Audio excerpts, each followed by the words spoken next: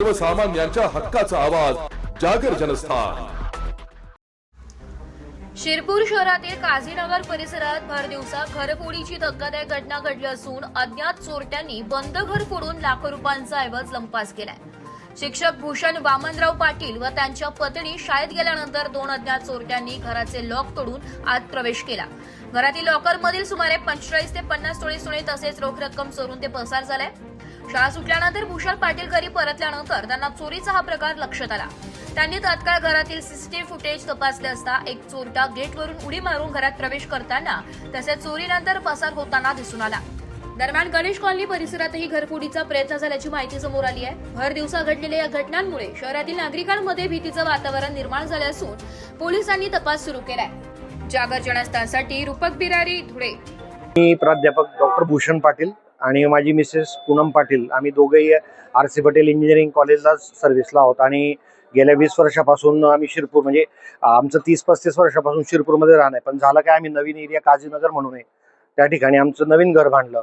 तर कॉलेजच्या जवळ असल्यामुळे आम्हाला ते सोयीचं होतं म्हणून आम्ही तिथं केलं। पण झालं काय, आज दुपारी जवळजवळ 11:15च्या टायमिंगमध्ये आमच्या घरात चोरांनी एंट्री केली। म्हणजे बाहेर गेटला कुलूप होतं, पण गेट ओलांडून त्या व्यक्तीने, चोराने मधलं कुलूप जे होतं त्या दोघं फाट्यांचं, बाहेरचं पण आणि मधले कुलूप तोडून आत प्रवेश केला आणि डायरेक्ट सरळ बेडरूम मध्ये असलेल्या कपाटांचे पूर्ण लॉकर्स तोडले सगळे घेऊन। म्हणजे जवळजवळ साधारणतः तो माझ्या आजच्या म्हणजे माझ्या आयुष्यातला सगळ्यात मोठं म्हणजे काहीच राहिलं नाही घरातनं। म्हणजे जवळजवळ पूर्ण गोल्ड जितकं पण होतं आजपर्यंत आम्ही जमवलेलं माझ्या लग्नाचं सगळं काही ते घेऊन चालले गेलेले आहेत। आणि त्या फुटेजमध्ये त्याचं क्लिअर दिसते, मोठी एक पिशवी पण दिसते आणि त्या पिशवीमध्ये जवळजवळ म्हणजे घरात जेवढंही सोनं होतं, काही आमचे ऑर्नामेंट्स आणि देव पण होते, तर ते सुद्धा तिच्या सोबत चालले गेलेले आहेत। आणि तो व्यक्ती साधारणतः एक मध्यमवर्गीय म्हणजे साधारणतः 28, 29, 30च्या रेंज मधला असावा आणि त्याच्यासोबत एक मोटरसायकलवर गळ्यामध्ये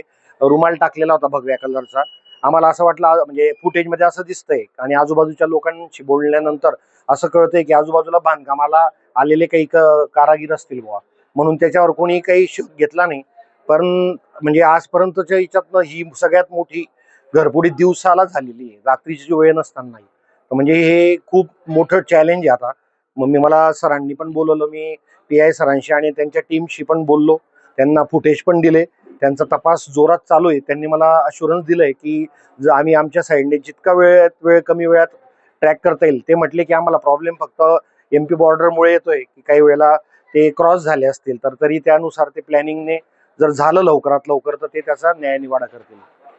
म्हणजे खूप आहे आता, म्हणजे तुम्हाला एवढं सांगू शकतो मी की साधारणतः 50 तोळ्याच्या आसपास ते होतं गोल्ड। म्हणजे माझ्या लग्नाला जवळजवळ 20-25 तोळे होतं आणि त्याच्यानंतर मी 20 वर्षात आम्ही नवरा बायकोने दोघांनी पैसे जमवून पण ते खूप सारं गोल्ड जमवून ऑर्नामेंट्स बनवलेले होते, जेणेकरून त्याचा मल्टीपर्पज संकटाच्या वेळी आपल्याला त्याचा यूज करता येतो, बँकेत ठेवून लोन घेता येतं म्हणून।